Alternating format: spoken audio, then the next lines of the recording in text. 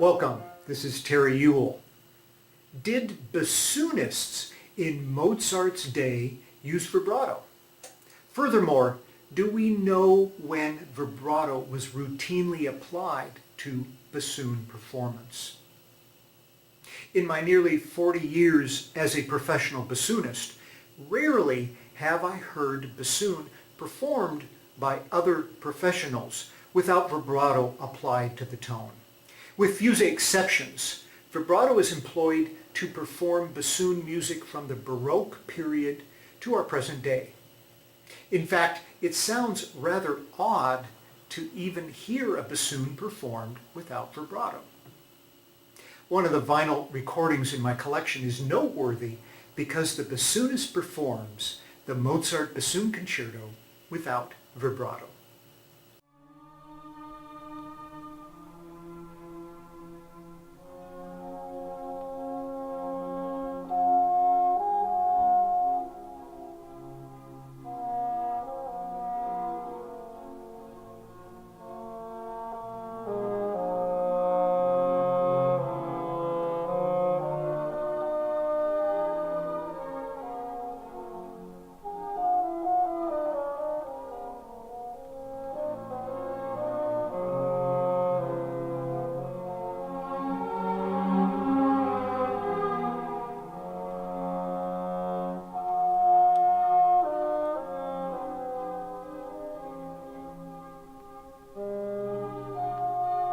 Here we have a recording pressed in 1974 with the Vienna Philharmonic, one of the finest orchestras in the world, featuring Dietmar Zeman, a distinguished bassoonist.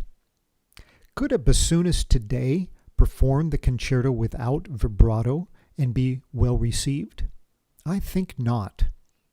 How then can we explain the change from 1974, when performing without vibrato was appropriate in Vienna, to our present time when vibrato is almost always associated with a good bassoon tone?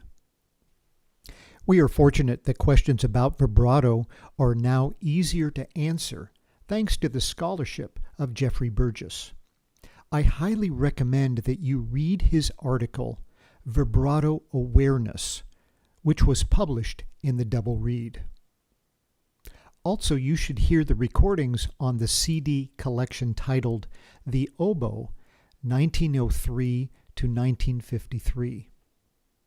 In the two CDs, Burgess provides oboe recordings in which you can hear the application of vibrato change over time. Let's now have a short summary of the application of vibrato in wind performance. Writings from the Baroque and Classical periods mention the use of finger vibrato, Flattement. Flattement was applied to a long tone by means of moving a finger over an open hole, but not fully covering the hole.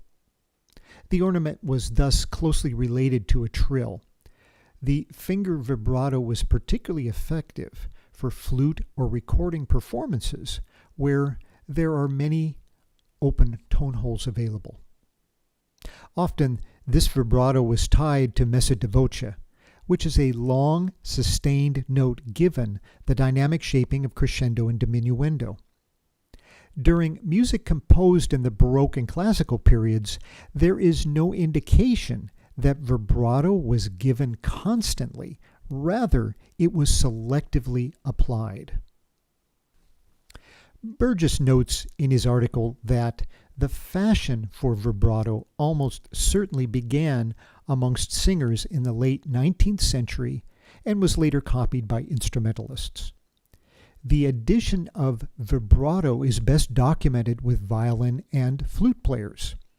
At the start of the 20th century, there are accounts of the application of constant vibrato, often referred to as chanter, singing, by French musicians. Burgess writes about two prominent French flutists. According to Taffanel's pupil, Marcel Moÿse, vibrato was first used around 1905, but that it was a hotly debated topic. By the late 1920s, however, many French performers were using vibrato on oboe and flute. Around that time, oboist Leon Goossens performed with a consistent vibrato for English audiences. The adoption of vibrato in Germanic countries, however, met with resistance even until after World War II. Conservative trends in Vienna may best explain Dietmar Zemmen's resistance to vibrato in the performance we heard earlier in this video. Although a performance of bassoon without vibrato is very strange to our 20th century ears, Zemmen's rendition of the Mozart Bassoon Concerto in this aspect is closer to the practice during Mozart's time than performances of the work with vibrato. So now you understand that when performers have been applying consistent vibrato for only about a century, and vibrato did not become widespread until after World War II. In the next video, I will discuss how vibrato is produced.